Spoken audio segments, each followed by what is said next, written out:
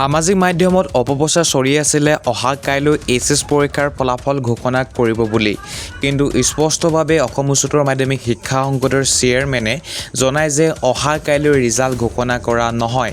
সেয়া সম্পূৰ্ণভাৱে ভুৱা বাতৰি আছিলে আৰু ভুৱা এখন নটিচ প্ৰকাশ পাইছিলে, যিখন সমগ্ৰ অসমতে ব্যাপকভাৱে প্ৰচাৰ হৈছিলে।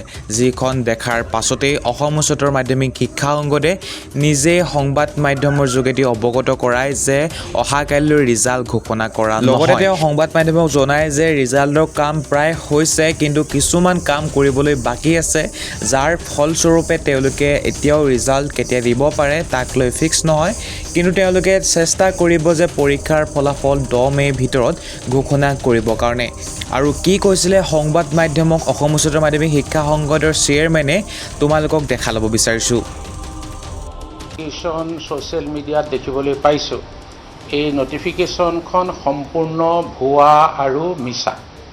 আমাৰ ৰিজাল্ট প্ৰচেছিং চলি আছে, প্ৰায় সম্পূৰ্ণ হোৱাৰ পথত।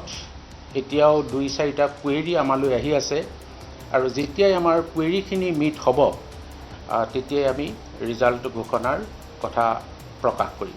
আমি ৰিজাল্ট সম্পৰ্কত যেতিয়ালৈকে সম্পূৰ্ণ ৰিজাল্ট প্ৰচেছিং হৈ নুঠে সঠিককৈ ক'বলৈ টান।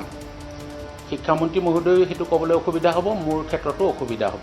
আমি এটা ধাৰণা কৰি কওঁ আৰু আমি এটা নিৰ্দিষ্ট সময় বান্ধি লওঁ। যোৱা বছৰ আমি 6 জুনৰ দিনা হায়াৰ ছেকেণ্ডেৰী ফাইনেল পৰীক্ষাৰ ৰিজাল্ট দিছিলোঁ, আৰু এইবাৰ মই চেষ্টা কৰিছিলোঁ যাতে এমাহৰ আগতে মই ৰিজাল্টটো দিব পাৰোঁ, আৰু সেইমতে ভাবিছোঁ 10 মে'ৰ ভিতৰত আমি ৰিজাল্ট ঘোষণা কৰিব পাৰিম।